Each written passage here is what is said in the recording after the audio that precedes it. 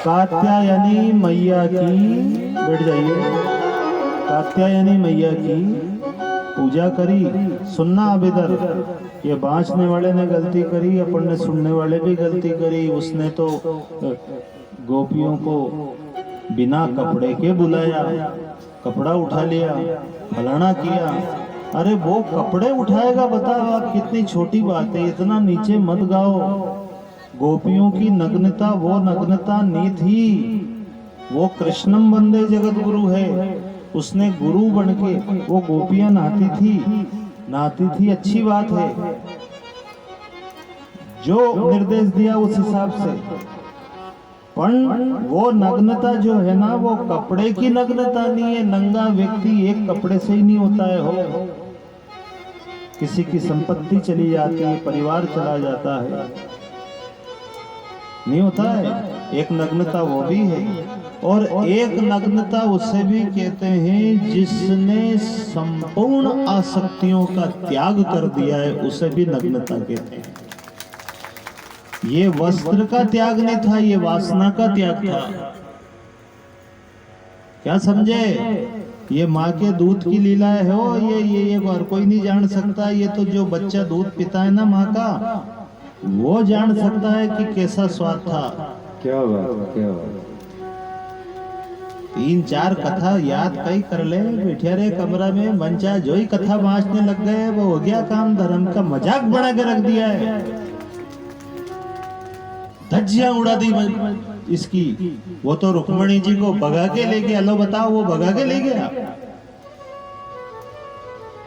आ जाएगी कथा। वो गोपियों को नंगी बुलाई, शर्म नहीं आई कहता और सुनता। 7 साल की बेटी को अपन नहीं देख सकते हैं, तो वो इतना बड़ा कृष्णम वंदे जगत गुरु गोपियों को, युवान गोपियों को बिना वस्त्र के बुलाएगा। ये वो वस्त्र की नग्नता नहीं है। ये कृष्ण कन्हैया औलाद बिगड़ जाएगी हो कि हमारे भगवान ने ऐसा करा तो हम क्यों चुके। वो नग्नता नहीं है। गोपियों ने वासना को त्याग कर, वस्त्र नहीं त्यागे, वासना त्यागी। संपूर्ण आसक्तियों को त्याग कर कृष्ण भक्ति रूपी यमुना में डुबकी लगाई थी। वो नग्नता है।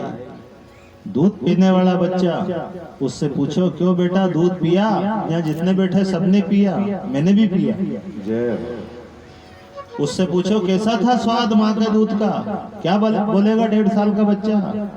खारा था कि मीठा था कि गर्म था कि ठंडा गड़ा था, कैसा था?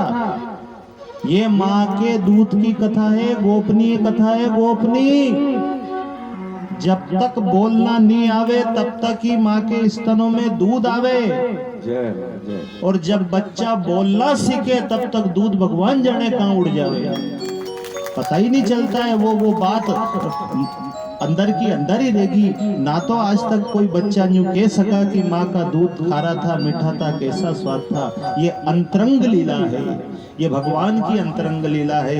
अगर उस कन्हैया के इस दूध को पीना चाहते हो, तो माँ के दूध को पीना चाहते हो, ये माँ है, वो परमात्मा है, और उस परमात्मा का वो रस पान करना चाहते हो तो बच्चा बनना पड़ेगा। इतना बड़ा बच्चा जैसा मन बनाना पड़ेगा, विकार से रहित होना पड़ेगा, विकार से रहित होने पड़ेगा।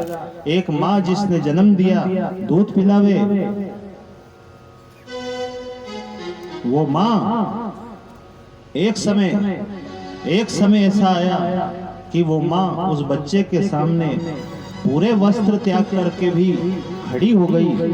लेकिन एक समय वो आया कि जब वही बच्चा 14 साल का हो गया, 15 साल का हो गया, 16 साल का हो गया, वो बच्चा समझने लग गया क्या स्त्री है, क्या पुरुष है, क्या काम है, क्या भोग है, क्या योग है। जब उसके दिमाग में ये बात घर कर गई, उस समय बच्चा बैठा है सोफे पे, माँ नहा के आई, माँ ने कह दिया बेटा तू बाहर निकल तो।